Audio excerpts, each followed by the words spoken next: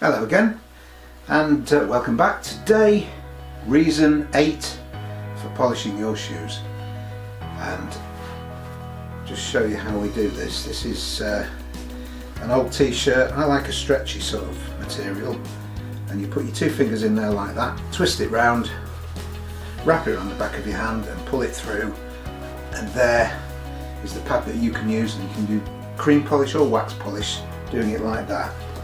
Now I'm going to use this Sapphire cream polish now.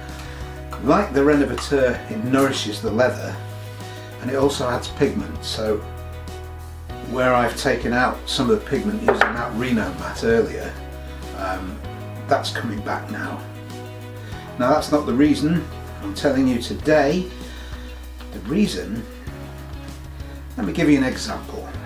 I had a plasterer, he's a lovely guy, and he did some work for me. I went round to his house to pay him, and the second time I went to his house, his wife said to me, "Oh, Bob looked at your shoes and was so impressed by how shiny they were that he got some polish and got all his shoes out and polished them all up."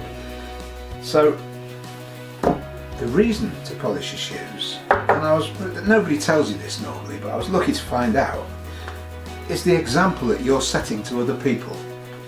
And if you can, just by example, not by saying anything or trying to persuade them to do it, just by being and wearing those shoes, if that sets an example to someone and they follow suit and look after their shoes, then you've done some good. You've spread a bit of good in the world, which is much nicer than all the misery and moaning that goes on. Set an example to other people.